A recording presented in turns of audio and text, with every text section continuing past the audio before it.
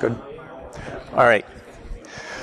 So, welcome everyone. Hope everyone had a good lunch break. I'm glad to get the after lunch so that people can nod off and I don't have to worry about being really good up here. So I'm presenting DADSEC 102. DADSEC 101 was a small presentation I did at A2I ASM in September. That's a small conference between, it's an Ann Arbor and Ypsilanti area conference. It's held annually. There should be details about this year's coming out fairly soon, I believe. So first, a little bit about me. My name is Rich Cassara. I go by @RJCassara on Twitter and elsewhere online. My background is mostly in systems administration and DevOps stuff. I live in Ann Arbor, and to prove that I have the qualifications to talk about DADSEC, I am a father to 3 children, and there's a picture that's a little outdated because it's from last summer, but that's us. So just quickly off the bat, what do I mean by DADSEC? It's kind of it's built off of the idea of building my network for security for my family at my home. So it's like the kind of basic security that you need to get out of the way that you can afford to do just by yourself. So this is also applicable to a lot of small businesses. If your IT department, you don't have a dedicated security department, you just have IT and there's like 1 or 2 guys that's doing all your networking, all your systems. You know, what's the kind of security, what's the best bang for your buck that you can get with limited money, limited resources, limited staff? To get off the bat, even though I've named it DADSEC, that is in no means that it has to be the father in the family that does this. I know tons of amazing women in InfoSec who would be amazing at doing this as well. So the reason it's dad is that I'm using dad as a prefix. The way that we have dad jokes. And for a brief period of time, there was an internet phenomenon of dad bod. Thankfully, that doesn't seem to be going around so much anymore. So DADSEC is kind of in the same vein as those things, in that dad as a prefix means, it's all right, it does enough. And that's what we need for security for our home networks. You need to do enough. You don't need to go all out. So in thinking about this, one thing I wanted to bring in, this is a common thing in project management. I'm sure many of you have seen it's called the iron triangle, and it's about the cost, quality, and time. And you often see it like you can only pick 2. And I don't like that idea exactly, because I don't, which I'll get into in a minute. This is another thing. This is how it's often presented.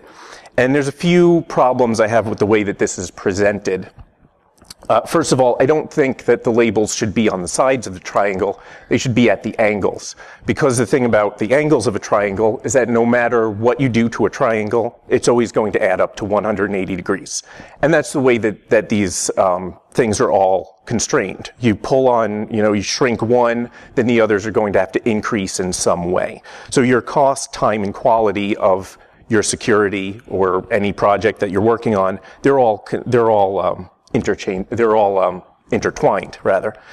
And the other thing I don't like is I don't like the term quality on there. The reason for that is because cost and time are both metrics that you ideally want to be as small as possible. But quality is the opposite of that. You'd rather that be really big. So if you think of it, if you're thinking of it as a triangle and you're like, okay, we're going to shrink our cost and shrink our time, our triangle ends up looking like this. So it's like, oh, we've got great quality, low cost, low time. That's amazing. That's not going to happen. So we really need the opposite of quality. And I was trying to come up with a good word for that, and I couldn't really think of one in English. Which might be why it's always labeled as quality.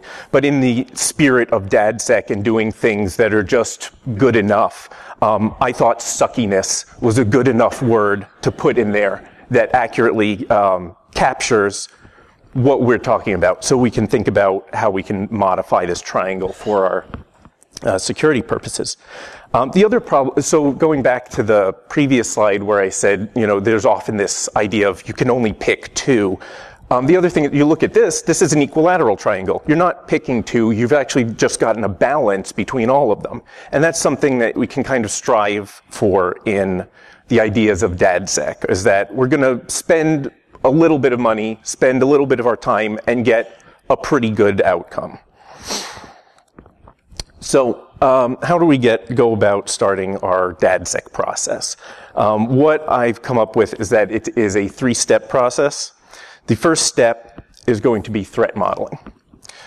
So the threat model for DADSEC is mostly based off of the seminal article by James Mickens, This World of Ours. If you have not read it, I highly recommend it. And if you have read it, I recommend rereading it because it's amazing. In this article, he goes through the Mossad, not Mossad threat model, in which you have these types of threats which are not Mossad. And the solutions to those threats are pretty easy to implement and reasonable. And then you have the Mossad threat model, and then you have a problem. And in DADSEC, we are not worried about the Mossad. And it doesn't have to be Mossad. It could be NSA. It could be Fancy Bear. Any large state-sponsored organization with limitless resources to attack you. They're not our threat when we're protecting our home networks or small businesses, unless some extenuating circumstances exist. That also ties into, this was some drama on Twitter a few weeks ago, cyber hygiene. This was kicked off by this article.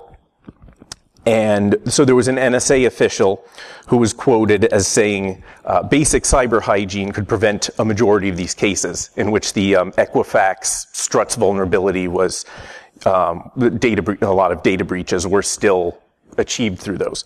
And so there were people who said, well, that's ridiculous to say that because what about APTs? And they're not wrong that if you do have a persistent attacker going after your network, basic cyber hygiene isn't enough. But in DADSEC, it is enough. You keep your systems up to date on patches. You don't click weird email links, and you're mostly fine from these threats. But these are only half of your threats because you have 2 threat interfaces. What we've talked about so far are just the outside threats. You also have your inside threats that you need to model for. And that was, actually that was briefly talked about in one of the earlier talks today. I also want to point out this little box here is extremely important. In DADSEC, you need a perimeter device like this. I'll talk about a bit more down the line, but it's at small businesses, I generally hope have some kind of a firewall, but in a lot of homes, you may not be running your own firewall. I highly recommend it it does a lot of good for you, and it doesn't have to cost very much. So talking about our internal threats, these are highly dependent on your individual environment.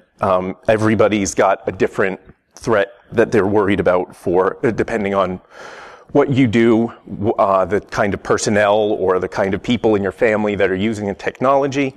You need to be aware of what your real threats are going to be from the inside. Now, in a business, you may be worried about your employees stealing company data, selling it to competitors in exchange for a cushy job or cash. That's something that you would need to worry about in your threat model if you're running a small business. That's not generally a problem at homes, and you're not usually worried about your children leaving your family for a competing family. Although if your child is considering that, you might be willing to let that one go anyway. But then when it comes to your internal threats at home, it could be something that's very different. Like a business does not care if their address is listed because they need people to find them. But if you've got small children, you don't want them passing out your address to strangers they are finding on the internet. So those are the threats, kinds of differences in your internal threats. So once we've done this threat modeling, and it doesn't have to be an official document that you've gone through. It just can be some mental exercises going through, really understanding the layout of your environment and what you need to worry about happening. Then you can move on to the meat of DADSEC, which is monitoring and alerting based off that threat model. So when you're going to monitor things that are happening in your environment, what are you going to monitor? Ideally, you want to monitor everything. And in a large corporation with a dedicated security team and staff, you can monitor pretty much everything. But that is not at all realistic if you're just doing this by yourself at home. You got to pick and choose what you monitor. So one thing you can monitor is what's going on individual systems. Now this is a small program I wrote because I was thinking about things to monitor and trying to figure out ways to do that. This is I named it Hops to make it family friendly. It's a cop for your systems, kind of. And it runs, you can set it to run periodically, and it grabs the processes and active network connections on a system, and then it packages those up into a JSON document, sends it to a server component, which loads it into a MongoDB database. And then you can search that and get a snapshot of what's happening in your network at any given time. And I thought, oh, that's pretty neat. It's not very good because I didn't put a lot of effort into it, because DADSEC, we're not putting a lot of effort into these things. But just like anything, if you have a good idea, a program that seems like useful and interesting, somebody else probably had that idea already and has done it better than you could with more resources. And that's called osquery, which does what I did, but way better. This is an open source project, primarily run by people at Facebook. And it basically turns an entire computer into a searchable database of information. So for example, I'm not sure if you can read that because it's kind of small, but this is it's a little SQL query. You run it directly when you have osquery installed on a system. You can run this, and this does, I'm selecting the name, process ID, and how many bytes are written from the process table, because it makes tables based on the different things that you're running on your system. You can also query network connections. You can query a whole bunch of different things, connected USB devices. So then I grab this, I sort it, and then you get an output in a nice little table, and you can see which processes are taking up using the most disk space at a given time with this query. It also can be run as a daemon and then have that information sent up to a server. And you can log all this information and get a lot of good stuff out of it. So speaking of logs, logs are the lifeblood of monitoring, and everybody loves logs. You can get so much out of them, but there is a really large, the signal to noise ratio is really bad. And that's something you need to fix. So the way I was thinking about logs, you'll probably see where I'm going with this in a minute. If you think of an individual log file as a robot lion, it's really powerful, it's useful, it can do some great things, and you can have a bunch of them, and they're all great. But if you really want to get a lot of power out of your logs, you need to find a way to combine them. And that's where log aggregators come in. So there's a number of open source options for log aggregation, and they're open source and non-open source. I'm going to just list a couple. There's the Elk stack is used by a lot of people, works very well. Graylog, I've heard great things about. I have not had a lot of chance to play with it myself, so I can't speak to it personally, but it's very highly rated. What I am going to talk about is Splunk. Splunk is one that is not open source, it's proprietary, and if you ever talk to someone about Splunk, one of the first things they'll say is, oh, Splunk's expensive. And they're not wrong. The price for it can really add up with the amount of data, depending on how much data you're sending to it. However, if you're working on a project just for your home network, Splunk has a developer license. You just have to give them your email and say, I'm interested in developing on Splunk, and you get a 10 gig allowance. That license is good for 6 months, and I'm not certain, but I think it can be renewed if you need to. So this is really good for playing around with getting your data. And like I said, Splunk, it's one that I'm familiar with because I do use it at work, and it is something that it's really easy to set up. So what I'm going to go through getting some logs together and analyzing them with Splunk is DNS logging. DNS logging is a really powerful thing to do in an environment because you can find out what's your network talking to. Really want to find out. You can find out just a lot of stuff from that. So this goes back to this little box that I mentioned earlier, where you really need to have a perimeter device, a firewall on your home network. I highly recommend using pfSense, which I'm going to show here. pfSense is open source. It's based on FreeBSD, and it is primarily a firewall, but it has a package manager that you can add all kinds of capabilities into it. It all gets managed through a web interface, and it's done amazingly well. It rivals, more than rivals, it's better than a lot of paid firewall software, and it's completely open source. I really like working with it. So as I was saying, within pfSense, this is a little screenshot from the web interface. In here, I've added from the package manager, I put Suricata as the package linked into it. Suricata is an open source IDS that can grab all the packets that are going through and get information from those. By default, it does not log DNS, but it's very easy to go in. These are the settings where I've enabled DNS log. So now the Suricata on my pfSense box is capturing all the DNS logs that are coming from on the LAN interface. You can separately do it on the WAN interface as well, but I don't see the need to do that for my purposes. Again, DADSEC, we're just doing enough to get what we need without going over the top because we have limited time, limited resources. So once we've gotten, now that we've got the DNS logs enabled, then you can go in and view those logs directly in the pfSense interface. This is showing the DNS logs.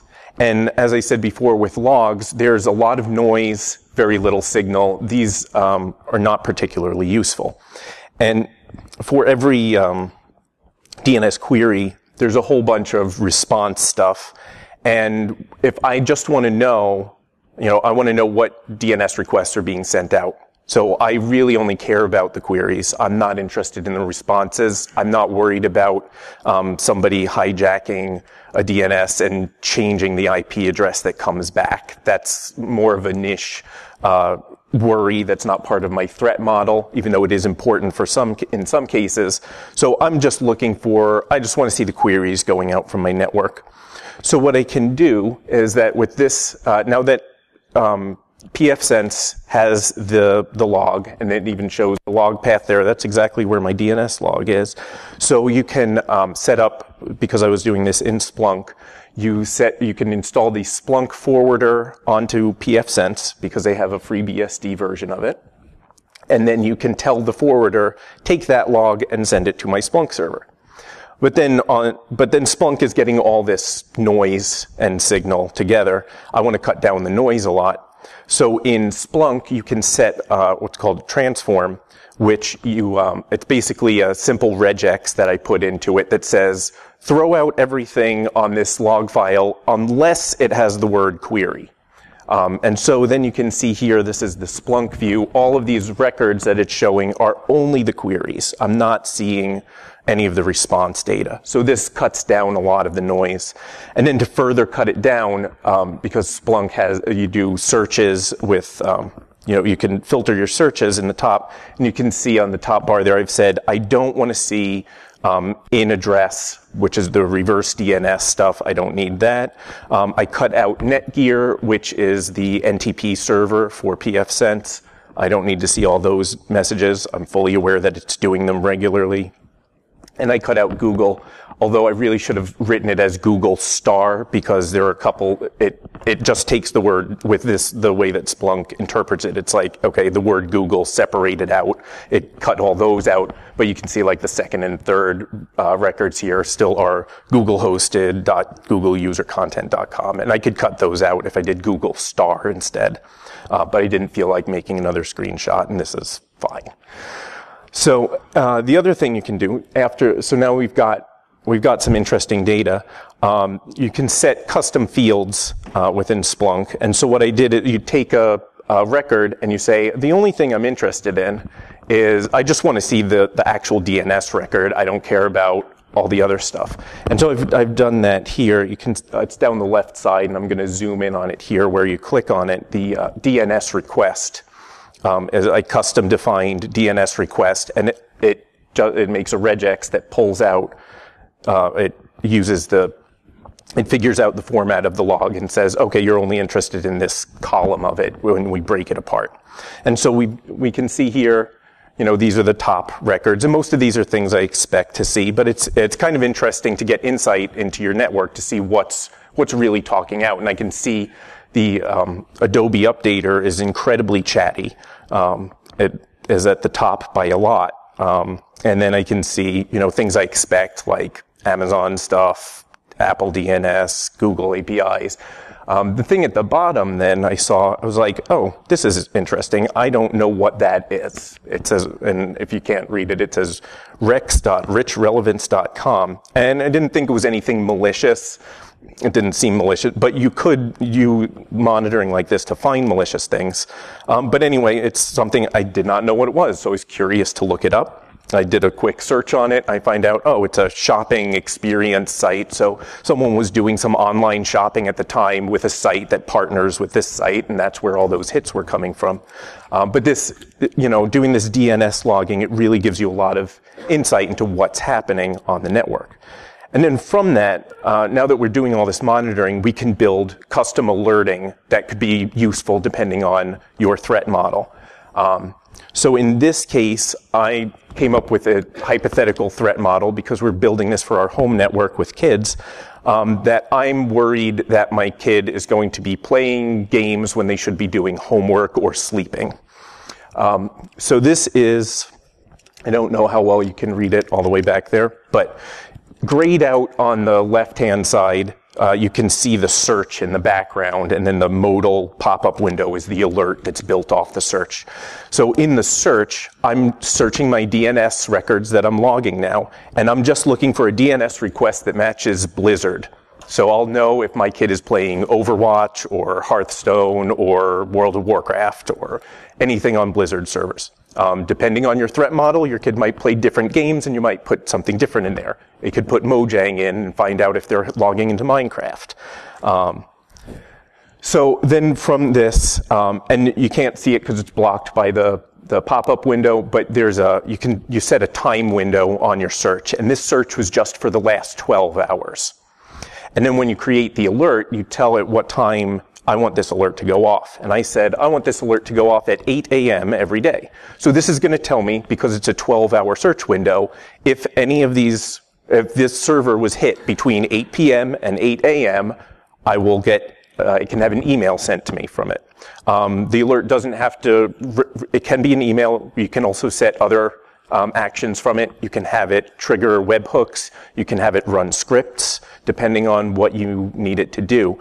So if you were really ambitious, you could build like a family dashboard that if a child violates a policy based on an alert, then it automatically updates the dashboard and shows like check marks next to things that they've done that they shouldn't have. That's probably more work than I'm willing to do, but some people might find that really fun. It's really cool, really powerful stuff you can do with the monitoring and alerting. So now we're going to move on to the final step of DADSEC, and that is incident response. When you're monitoring and alerting on things, once you've found out something's gone wrong, then it is an incident. You need to respond to it. It may not be incident response as we often think of in InfoSec, but it still is. So there's two kinds. There's technical incident response, like if there's, and this is something that you could find with your monitoring. If you're looking at DNS and you see, a lot of hits going out to a strange Russian server, you might have malware or a Bitcoin miner that got installed in your network. And that's something you need to track down, figure out how it got there, get it off, make sure it doesn't happen again. Spillage, I'm taking from in the DoD parlance, it's, if you're not familiar, it's when classified information is exposed in an unclassified environment. It's called spillage. And this is any time if there's data that is exposed that shouldn't have been. So this is kind of my earlier threat model. If a child gives out their address to a stranger online, or if they accidentally, give away a password that could be important, it's something that needs to be addressed and cleaned up. But these are kind of straightforward. The technical incident response is kind of straightforward. The personnel incident response is a little squishier. And that's in a business, it would be an acceptable use policy violation where, so you find out from your monitoring and logging that, somebody is going to websites that they should not be going to on the right time. And now like I said, in a business, that's something that's going to be written out in a contract. People are going to know what the policy is, and there's going to be set consequences and HR procedures for that.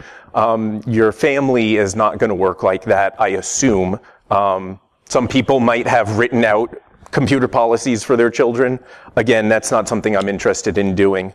But it is something where it's more, you have expectations. Those expectations should be understood by all parties. And if they are broken, then there needs to be discussions had. So the incident response on these kinds of things for parents is more, it's mostly going to be uncomfortable conversations. But it's important to know that these things are what's happening, what your kids are doing and seeing online, so that you can have conversations around it rather than leaving things in the dark and letting things spiral out of control. Because that can end up with things like kids start on one path and end up joining the Klan. So we don't want that to happen. So you can see with the 3 steps of DADSEC, we end up with TMI. And we have the TMI cycle of DADSEC.